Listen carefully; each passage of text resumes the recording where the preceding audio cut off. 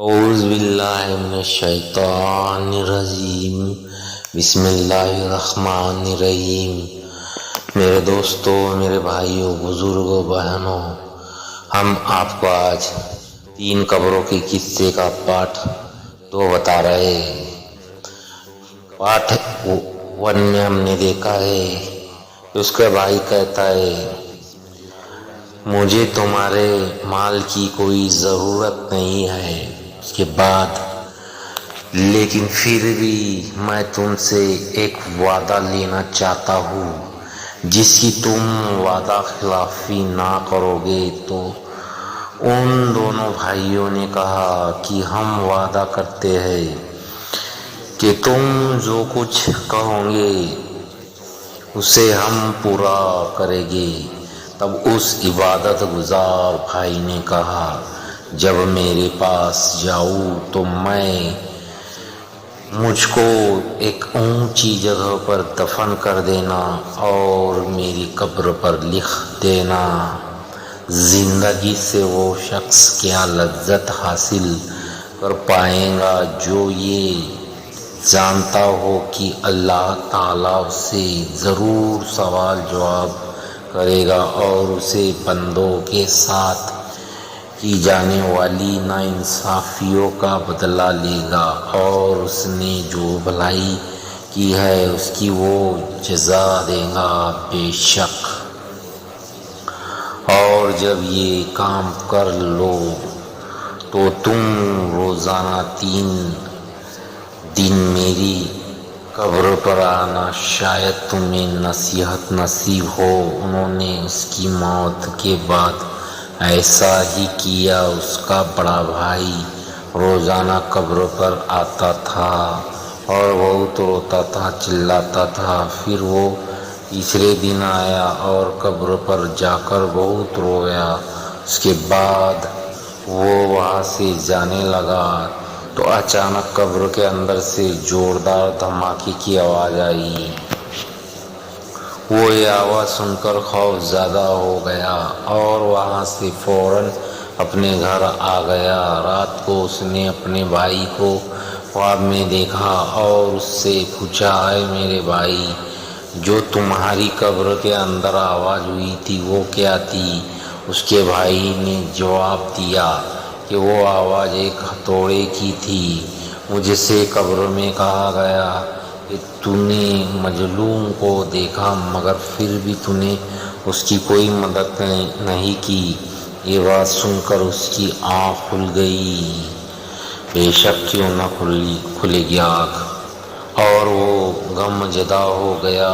اس نے صبح کو اپنے بھائی کو بلایا اور اس نے سارا قصہ اپنے بھائی کو سنا دیا اور اس سے کہا میرے بھائی نے جو نصیحت اپنے قبر پر لکھوائی تھی اس کا مقصد مجھ کو نصیحت کرنی تھی، اور میں تمہیں گواہ بناتا ہوں کہ میں آج سے سب کچھ چھوڑتا ہوں اور اب میں اپنی باقی زندگی اللہ کی راہ میں لگاتا ہوں۔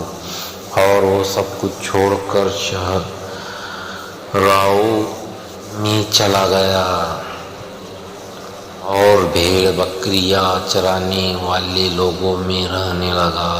جب اس کی موت کا وقت قریب آیا تو چرواہوں نے آ کر اس کے بھائی کو خبر دی۔ خبر ملتے ہی اس کا تاجر بھائی چرواہوں کے ساتھ چلا گیا اور اپنے بھائی کو اپنے ساتھ لے آیا اور اپنے بھائی سے کہا اگر آپ کو کوئی وصیت کرنی ہے تو کہو، اس کو میں پورا کروں گا۔ اس کے بھائی نے کہا کہ میں کیا وصیت کروں، میرے پاس تو کچھ بھی نہیں ہے، لیکن تم سے ایک وعدہ چاہتا ہوں جسے تم پورا کرنا۔ اس نے کہا جب میں مر جاؤں تو میری قبر بھی میرے بھائی کے پاس بنوا دینا اور میری قبر پر لکھ دینا کہ کیا لذت پائے گا وہ آدمی جو یقین رکھتا ہو اس بات پر کہ موت اس کو اچانک آ جائے گی، اس کی ساری شہرت وہ چھین لے گی اور اس گھر میں وہ لے جائے گی جس کا وہ مستحق ہے۔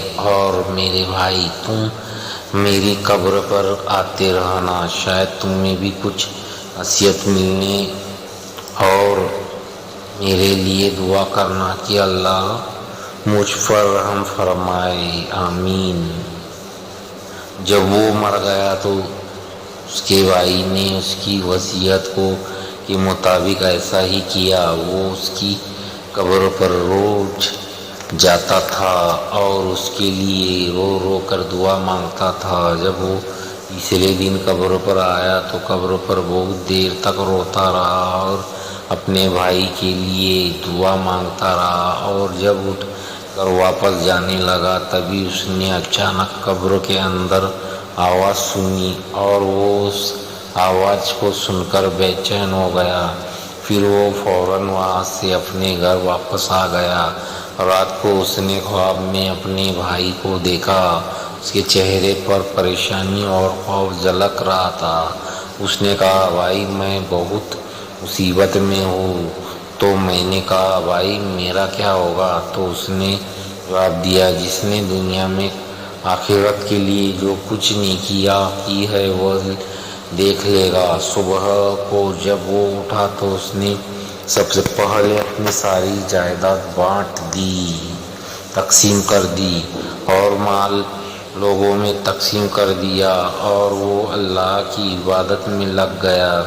جب اس کی موت کا وقت قریب آیا تو اس نے اپنے بڑے بیٹے کو بلایا اور اپنے بیٹے سے کہا کہ جب میں مر جاؤں تو میری قبر میرے بھائیوں کے پاس ہی بنانا، اور میری قبر پر لکھ دینا کہ کیسے مجھے لوٹے گا وہ آدمی جس کا رخ ایسی منزل کی طرف ہے جہاں تک پہنچنا جوانوں کو بوڑھا کر دیتا ہے، جو چہرے کے نقشوں کو مٹا دیتا ہے اور اس کے جوڑ جوڑ کو کمزور کر دیتا ہے۔ مجھے دفنانے کے بعد میری قبر پر آتے رہنا، شاید تمہیں کوئی نصیحت ملے۔ بیٹے نے اپنے والد کے مرنے کے بعد ایسا ہی کیا۔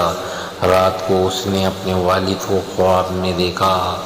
وہ کہہ رہے تھے، بیٹا موت قریب ہے، آخرت کے سفر کی تیاری کر لو، اپنا سامان باندھ لو، جس گھر سے تمہیں نکلنا ہے اس گھر کی طرف جہاں تمہیں جانا ہے۔ صبح کو اس نے اپنے خواب کے بارے میں کسی کو بتایا اور پھر وہ مر گیا۔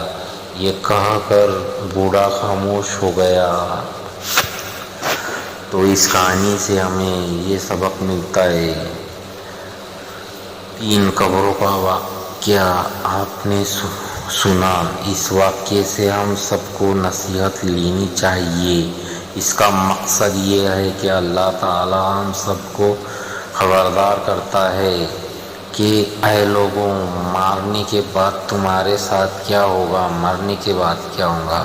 تم دنیا میں اپنا مال جمع کرتے ہو، مگر مرنے کے بعد تمہارے اچھے اعمال ہی کام آئیں گے، تمہارے اعمال کا ہی حساب ہوگا۔ تو تم ابھی سے ہی تیاری کر لو، دنیا کے عیش و آرام سے نکلو اور سیدھی راہ پر آ جاؤ۔ اللہ تعالیٰ ہم سب کو سیدھی راہ پر چلنے کی توفیق عطا فرمائے، آمین۔